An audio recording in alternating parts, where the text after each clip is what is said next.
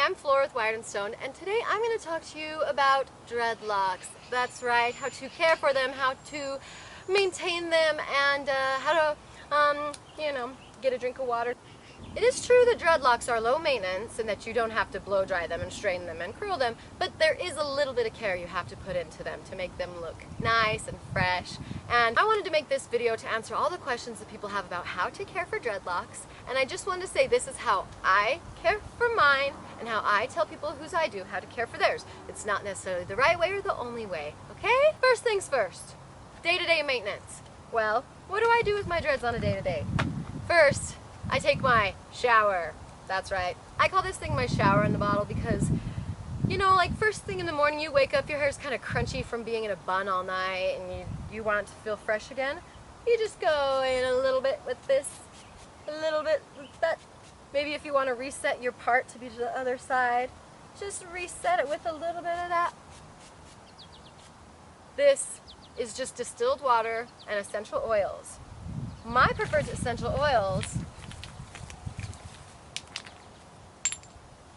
So this handy shower in a bottle, which, by the way, you can spray all over. All that is distilled water, lavender, rosemary, tea tree, eucalyptus, lime, and peppermint. So, you need something that's antifungal, tea tree. That is going to help you not have the itchy scalp. Then you need something moisturizing, lavender. Something revitalizing, lime. You can like flavor it to how you want it, but you want to have a few specific things. The distilled water is important because it won't smell like moldy after a while. If you just use normal water, it will get mildew smelling, and that is not good. Distilled water is key. And then whatever you want. Also, every day I use my oil, which is the exact same mixture, but instead of distilled water, I carrier oil. My choice of the month, apricot oil. Yeah. I've used almond, olive, vitamin E, avocado, all sorts of different ones work. It's up to you and your flavor preference. Don't use like sesame because that gets sticky. Some of them are not meant like for hair and skin. Make sure you get one that's good for hair and skin, and then again, put that antifungal in there and whatever else you want. With this, you not only can moisturize your dreadlocks, you also should use it right directly on your scalp. Every day if possible.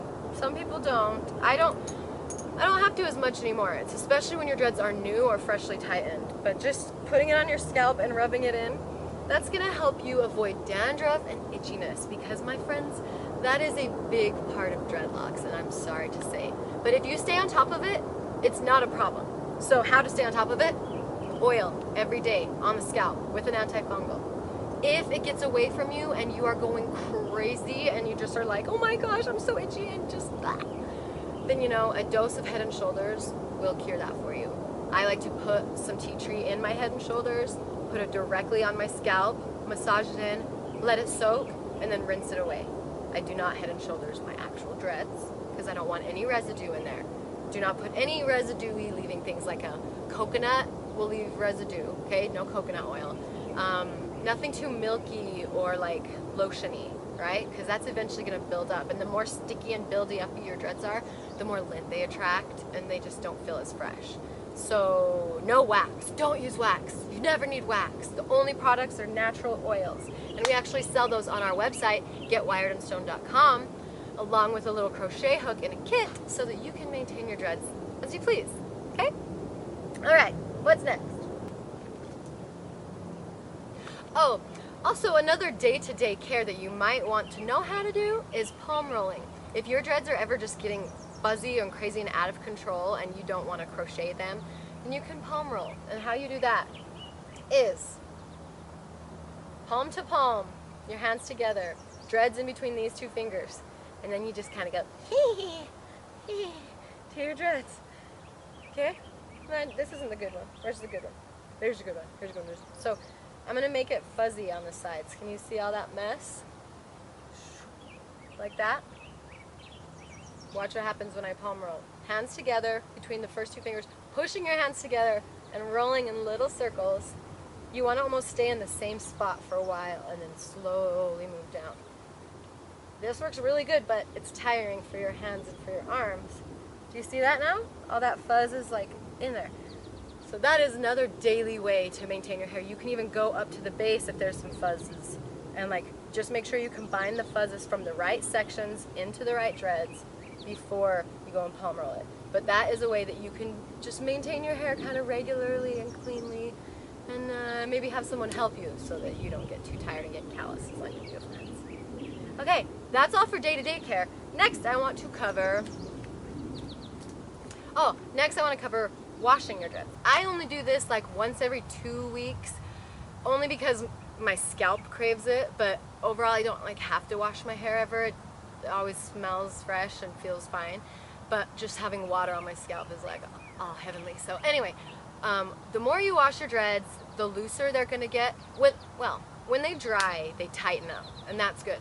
But the washing of them gets them more fuzzy and kind of, especially if you have extensions, you're gonna have more separation from your hair and your extensions and stuff. So try to not wash as often as possible. Or just wash your scalp, but not your actual dreadlocks, right? That's 2 different things. You don't always have to do the whole head. Usually I just put my hair up in a bun and shower and just don't even get my hair wet. But when I do wash my hair, I use Dr. Bronner's lavender, preferably, because it's the most moisturizing. Dr. Bronner's overall is just super drying, so you don't want to use that very often. I am still kind of on the lookout for a better natural shampoo that's also conditioning. I did find a fun one at Lush, which is how I made my hair this color. There's a conditioning shampoo called Daddy-O that's purple. If you wash your hair with it, it just kind of takes out brassiness of yellow or blonde. It makes it more like platinum and silvery, which I did once and I really liked it. But if you put it in like dye in dry hair and let it soak it in, then it will actually make your hair pink. So nobody at the store actually knew if it really worked, so I gotta let them know it works. I don't know if this is gonna wash out soon or not. I haven't washed my hair since, so we'll see. But anyways, about washing your hair, do not let your dreads stay wet. Your dreads need to dry as soon as you can dry them. The thicker your dreads are, the longer they take to dry, so that's one reason you want to do thinner dreads. But you know, that's only if you're doing real like thick beaver tails, you have to worry about that. But if your dreads stay wet for a long time, they can potentially mildew. So don't like put them in a bun or a braid while they are wet, because then you have to worry about that fungusy, gross, mildewy smell.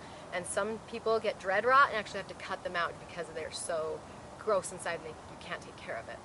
But one thing you can do to freshen up your dreads when you want to really have like a deep cleansing wash, or if they ever do get mildew smelling, or if you were to like go somewhere and they got skunk sprayed in them or something, then you can use raw apple cider vinegar, do a soak, which by the way is just the worst smell in the whole entire world, but your dreads are gonna love it after. They shrink up and they feel soft and they feel clean and nice. I actually want to do one soon. Maybe I'll do that next time I wash.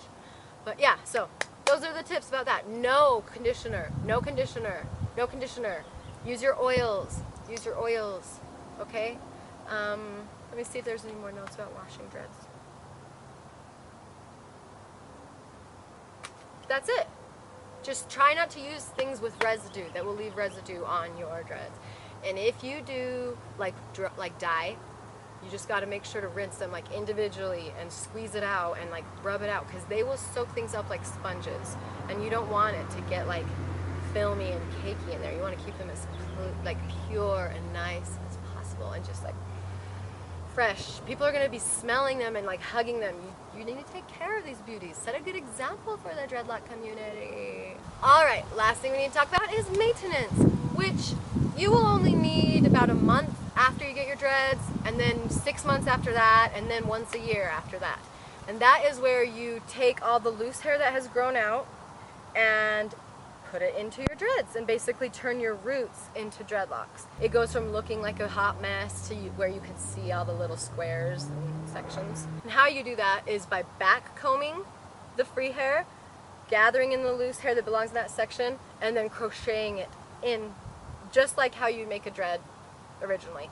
The challenge though is to make sure that your roots, your new dread, is the same thickness as the rest of the dread. I will make a video teaching how to do that, but that kind of explains it a little bit for now for you. Let's see. After maintenance, it will cause a little bit of itching and pulling and annoyance and like a hurty scalp for like a night or two, but then otherwise you get back to normal as long as you use that oil on your scalp. So yeah, that's pretty much all there is to it. If you have any questions, comment below. If you want to leave comments about cultural appropriation, go do that on our other video, how to make dreadlocks. There's a lot there. Let's just keep the negativity in one spot. What do you say? Keep an eye out for other videos about dreadlock hairstyles and other things too, not just dreadlock things. Subscribe if you want more.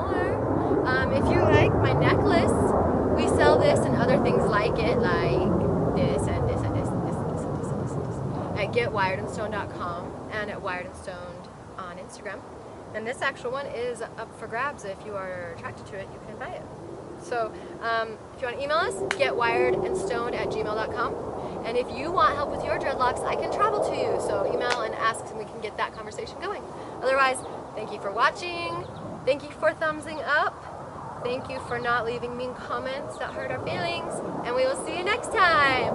Happy dread journey.